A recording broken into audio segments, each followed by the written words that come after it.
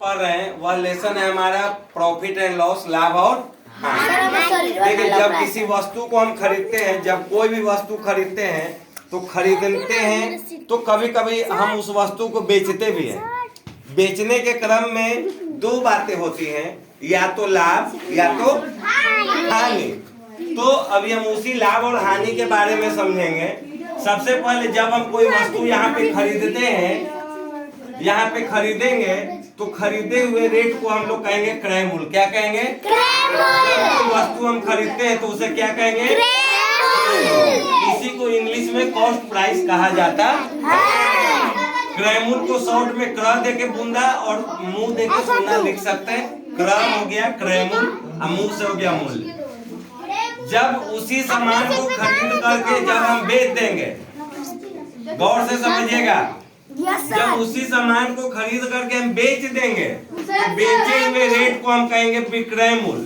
जिस रेट में हम बेचेंगे वह क्या कहलाएगा? विक्रय मूल्य। और विक्रय मूल्य को इंग्लिश में हम लोग कहते हैं सेल्स प्राइस। क्या कहेंगे?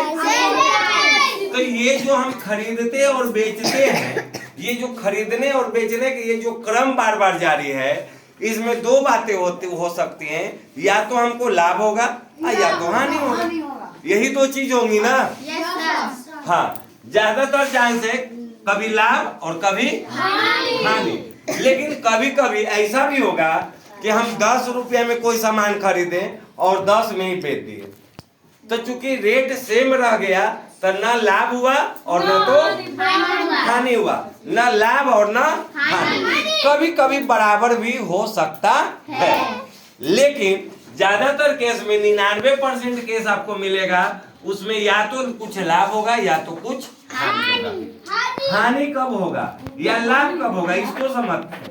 लाभ तब होगा जब हम वस्तु को खरीदेंगे और बढ़ा करके उसको क्या करेंगे? बेच देंगे। खरीदे कम में अब बेच देंगे ज्यादा में, तब प्रॉफिट होगा कि नहीं होगा? होगा ना?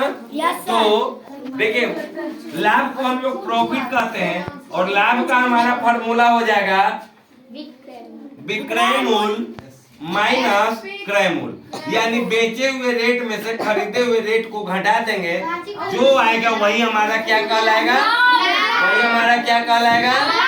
क्या कहलाएगा? तो लाभ का फॉर्मूला हमारा क्या हो गया? विक्रय मूल्य माइनस विक्रय मूल्य माइनस लाभ का फॉर्मूला क्या हो गया? विक्रय मूल्य माइनस। अब चलिए, तो जब हम सामान को बेचे ज्यादा में तो हमको लाभ हो गया। दूसरा स्थिति यह हो सकता है कि उस सामान को ज्यादा में ना हम कम में बेचे, खरीदे 10 रुपया में बेच दिए 6 रुपया में, तब हमको क्या हो जाएगा? हानि। तो हानि का फॉर्मूला होगा, हानि का फॉर्मूला क्या होता है? देखिए, हानि जिसको इंग्लिश में क्या कहेंगे? लॉस कहेंगे। तो हानि का फॉर्मूला होता है क्रय मूल्य माइनस विक्रय मूल्य। इसी को इंग्लिश में सीपी और माइनस क्या कहेंगे? एसपी। तो लाभ बराबर विक्रय मूल्य माइनस क्रय मूल्य। और जब हानि इसका ठीक उल्टा हानि होगा तो इसको भी पलट देंगे। इसमें पहले कौन था? विक्रय मूल्य, बाद में क्रय मूल्य था, लेकिन इसको पलट देंगे हानि में, तो पहले कौन आ गया? क्रय मूल्य माइनस। अब बात आती है कि जैसे आप स्टूडेंट हैं तो हमेशा पढ़ते हैं और जब नंबर आपको मिलता है तो हमेशा प्रतिशत में मिलता है ना, परसेंटेज में मिलता है। तो वह परसेंटेज लाभ और हानि में भी हम लोग देखते हैं आखिर कितना परसेंट का प्रॉफिट हुआ, 20%, 30% या कितना का नुकसान हुआ हमको, इसका हम लोग अनुमान लगाते हैं। ठीक है, अब उसका अनुमान हम कैसे लगाएंगे? लाभ का तो नियम हो गया, फॉर्मूला हमारा हो गया विक्रय मूल्य माइनस क्रय मूल्य। अब इसी में जब प्रतिशत के बारे में बात होगी, लाभ प्रतिशत बराबर, देखिए जब लाभ के बारे में पूछेगा तो लिखेंगे क्या? लाभ। अब प्रतिशत माने कौन चीज? 100। प्रतिशत माने 100। और क्या चीज पे हमको लाभ हुआ? खरीदने की वजह से हुआ है, इसलिए बटे में क्रय मूल्य। बटे में क्या लिख देंगे? क्रय मूल्य। तो लाभ प्रतिशत का इस तरह से हमारा फॉर्मूला क्या तैयार हो गया? लाभ गुने 100 अब बटे क्या हो गया? क्रय मूल्य। लाभ प्रतिशत का फॉर्मूला क्या हो गया हमारा तैयार? खाली क्रैमूल पूरा बताइए। लाभ पर लाभ गुने 100 क्रैमूल। एक आवाज में बताइए, लाभ गुने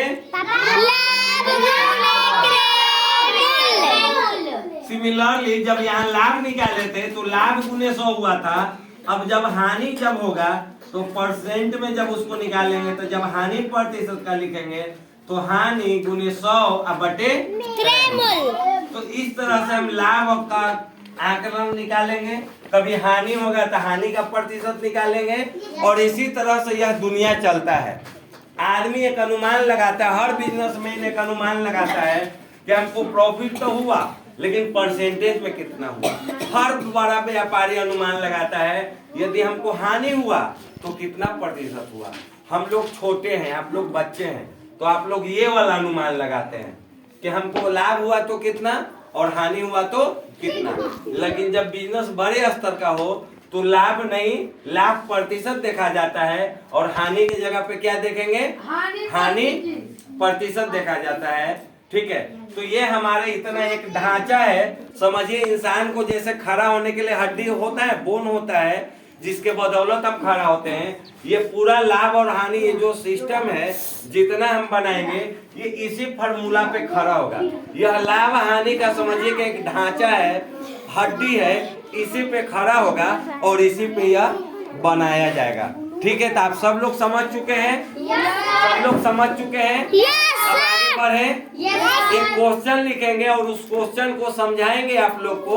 इसी के आधार पे लिखेंगे क्वेश्चन और इसी के आधार पे बनाएंगे और फिर आगे आप लोग को देंगे जो आपको बनाना होगा।